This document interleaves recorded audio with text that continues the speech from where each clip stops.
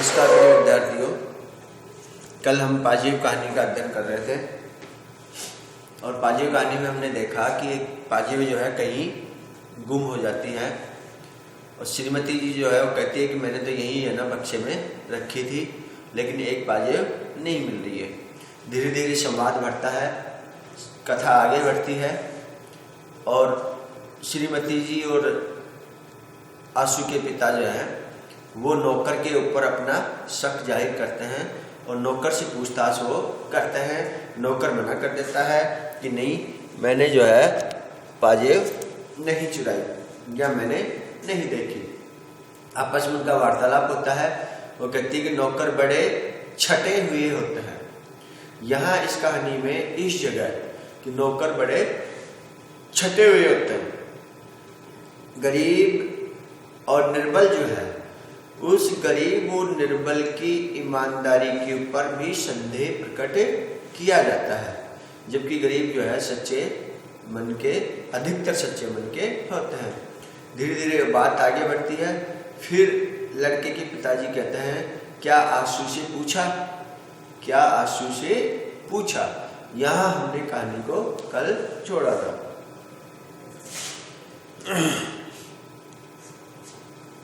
बंसी ही चोर है, नहीं तो क्या फरिश्ते लेने आते। मैंने कहा कि तुमने आशुतोष से भी पूछा। बोली कि पूछा था, वह तो खुद ट्रंक और बक्स के नीचे घुस घुस कर खोज लगाने में मेरी मदद कर रहा है, वह नहीं ले सकता। मैंने कहा कि उसे पतंग का बड़ा शौक है। बोली कि तुम तो उसे बताते बरसते कुछ हो नहीं, उम्र होती जा रही है, यह यूं ही रह जाएगा। तुम ही हो उसे पतंग की शय देने वाले। यानी बच्चों को अक्सर जो है पतंग का शौक होता है। मैंने आपको कहानी में बताया कि यह कहानी बाल मनोविज्ञान पर आधारित है और जयेंद्र कुमार ने कहानी को नई दिशा और दशा प्रदान की है। किस रूप में? कहानी में मनोविज्ञान का प्रयोग करके और मनोविश्लेषणवादी जो पद्धति है उसके माध्यम से कहानी आगे बढ़ रही है। तो मैंने कहा उसे पतंग का बड़ा शौक है। बोले कि तुम तो उसे बताते बरसते कुछ हो नहीं, उम्र होती जा रही है, यह यूं ही रह जाएगा। यहाँ यह यूं ही रह जाएगा, इसका मतलब सामाजिक जो व्यवहार है, व्यवहारिक जो ज्ञान है, वो व्यवहारिक ज्ञान इस बच्चे को हो नहीं पाएगा और आपकी उम्र भी होती जा रही है, आप इस बच्चे को कुछ कहते नहीं हो। तुम ही हो उसे पतंग की शय देने वाले। आशु की माँ ये बात कह रही है।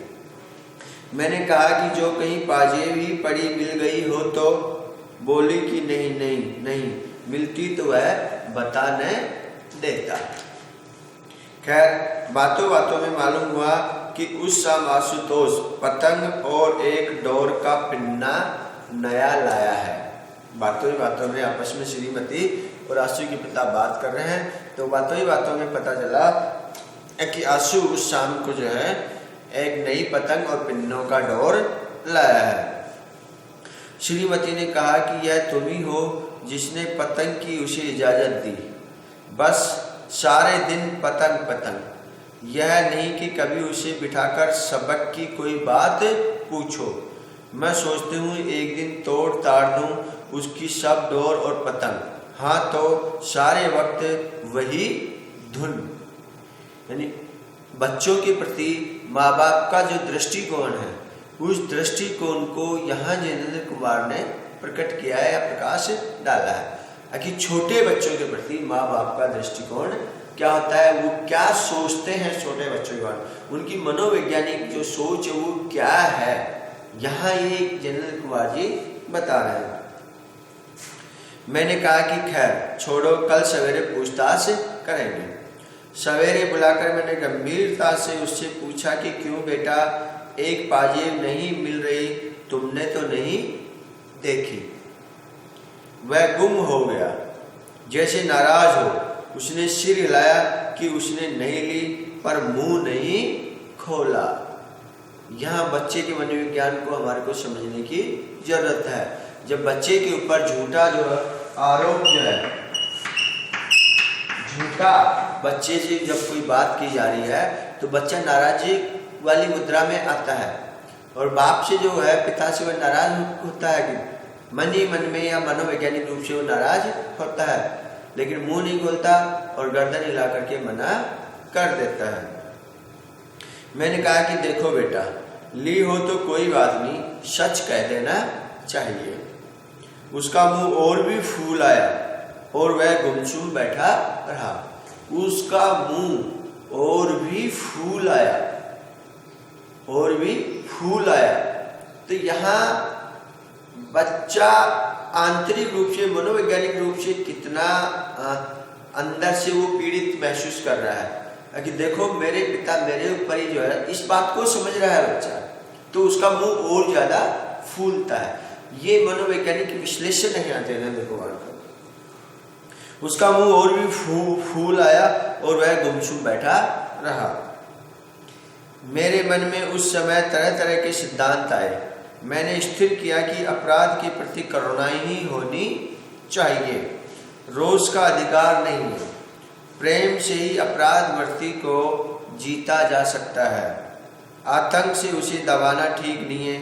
बालक का स्वभाव कोमल होता है और सदा ही उससे स्नेह से व्यवहार करना चाहिए। मैंने कहा कि बेटा आशुतोष, तुम घबराओ नहीं, सच कहने से घबराना नहीं चाहिए। ली हो तो खुलकर कह दो बेटा, हम कोई सच कहने की सजा थोड़े ही दे सकते हैं, बल्कि सच बोलने पर तो आपको इनाम मिला करता है।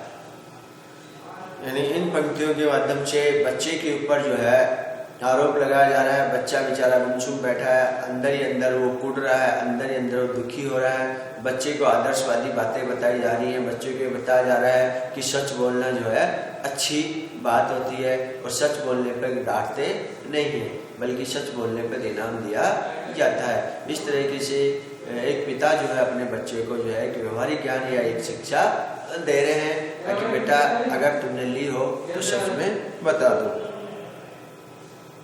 आशुतोष सब सुनता हुआ बैठा रह गया। उसका मुंह सूजा था, वह सामने मेरी आंखों से नहीं देख रहा था।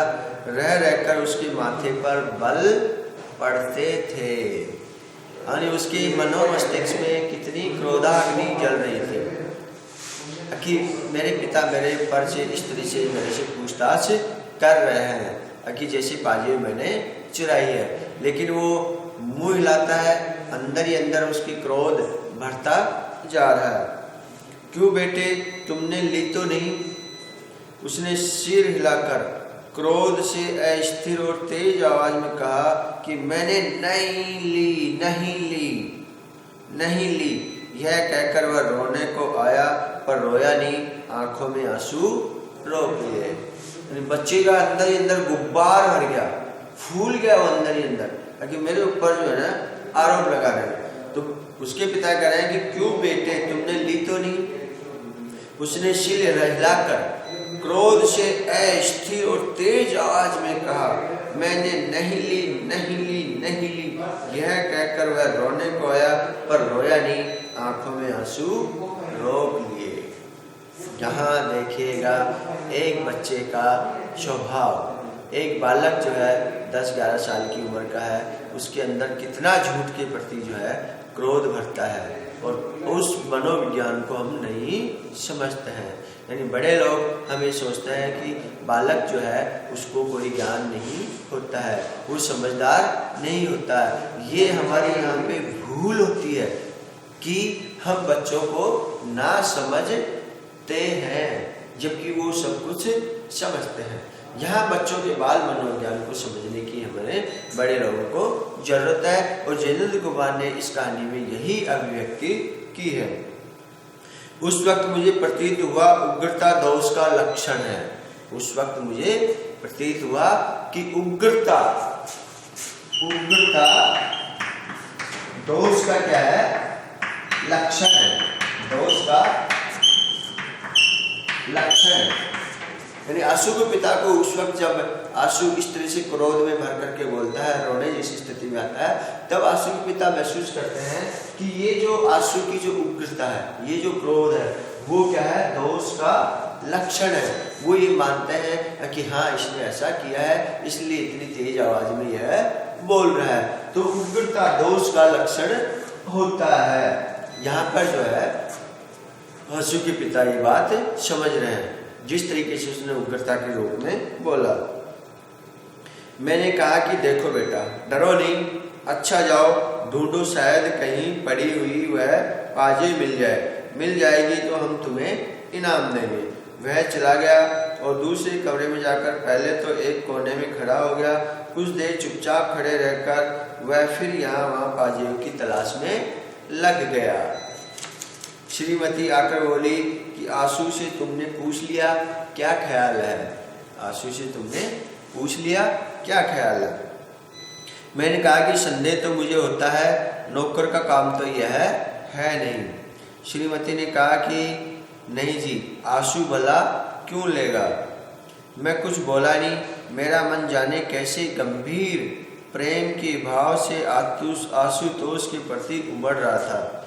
मुझे मालूम होता था कि ठीक इस समय आशुतोष को हमें अपनी सहानुभूति से वंचित नहीं करना चाहिए, बल्कि कुछ अतिरिक्त स्नेह इस समय बालक को मिलना चाहिए। मुझे यह एक सारी दुर्घटना मालूम होता था कि अगर आशुतोष ने चोरी की है तो उसका इतना दोष नहीं है, बल्कि यह हमारे ऊपर बड़ा इल्जाम है। बच्चों में चोरी की आदत भयावह हो सकती है, लेकिन बच्चे के लिए वैसे लाचारी उपस्थित हो आई, यह और भी कहीं भयावह है। यह हमारी आलोचना है, हम उस चोरी से बरी नहीं हो सकते। यानी आशुतोष के पिता अपने मन में सोच रहे हैं कि अगर बच्चे ने ऐसा किया तो यह हमारी गलती है, क्योंकि हमने बच्चों को संस्कार नहीं दिए। अगर आशुतोष ने ऐसा किया है तो इन्हीं सब बातों का यहाँ पे जो है आशु के पिता बात कर रहे हैं। मैंने बुलाकर कहा, अच्छा सुनो, देखो मेरी तरफ देखो, यह बताओ कि पाजे तुमने छन्नू को तो दी है ना? आशुतोष को फिर बुला करके आशुतोष के पिता कहते हैं, अच्छा बेटा इधर आओ, सुनो, मेरी आंखों में देख करके आप मेरी आंखों की तरफ आप देखो, मेरे से आंखें मिलाओ। अच्छा तुमने पाजे जो है तुम्हारा दोस्त है छन्नू, उसको दी है ना? मतलब उससे स्वीकार करवाना चाह रहे हैं, दी है ना? ये वाक्य में संवाद के माध्यम से जितेंद्र कुमार यहाँ ये भी संवाद कर सकते थे कि तुमने छन्नू को दी, पाजे छन्नू को तो नहीं दी है, लेकिन वो कहे दी है, मतलब स्वीकारोक्ति वाली जो संवाद यहाँ पर किए जा रहे हैं। वह कुछ देर नहीं बोला, उसके चेहरे का रंग आया और गया, मैं एक एक छाया ताड़ना चाहता था।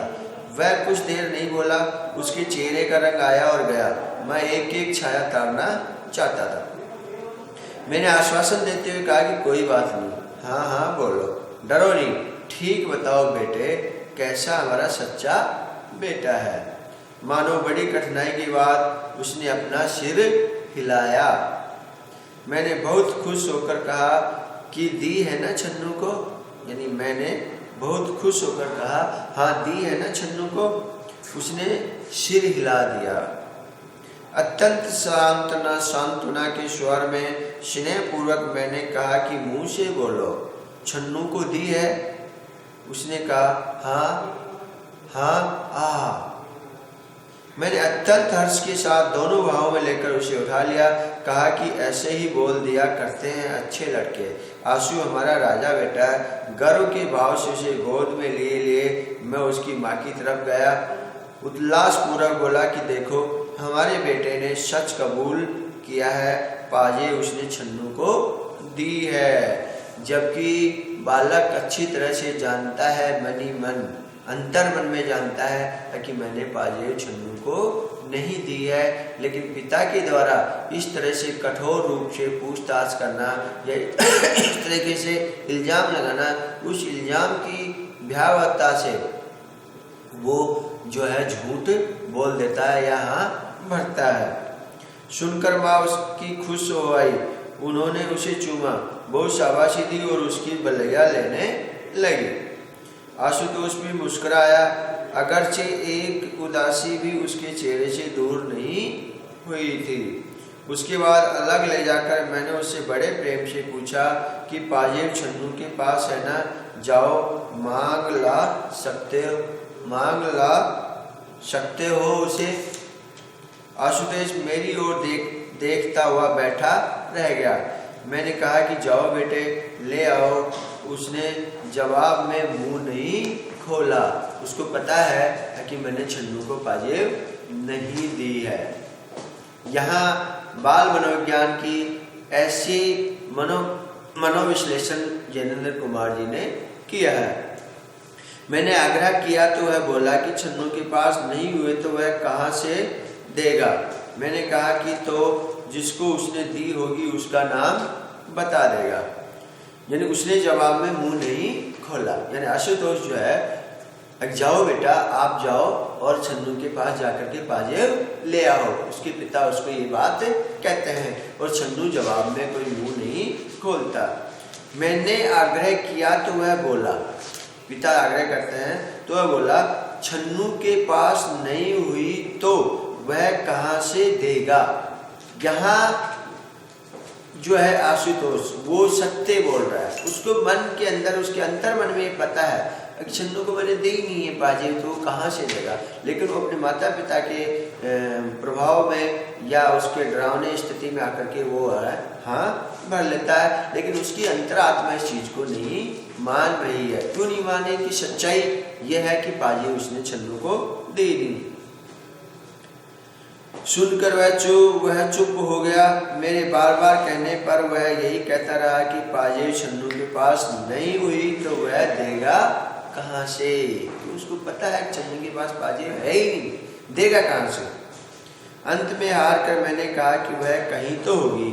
अच्छा तुमने कहीं से उठाई थी, पड़ी मिली थी और फिर नीचे जाकर वह तुमने छन्नू को दिखाई।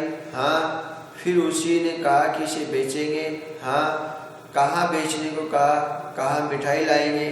नहीं, पतंग लाएंगे। अच्छा पतंग को कहा? हाँ। सो पाजेब छन्नू के पास रह गई। हाँ, तो उसी के पास होनी चाहिए ना, या पतंग वाले के पास होगी। जाओ बेटा उसे ले आओ, कहना हमारे बाबूजी तुम्हें इनाम देंगे। वह जाना नहीं चाहता था। क्यों नहीं जाना चाहता था? उसको पता है कि छन्नू के पास पाजेब नहीं है, ना ही मैंने छन्नू को दी है। लेकिन पिता के दबाव में वो ये सब चीजें बोलता है।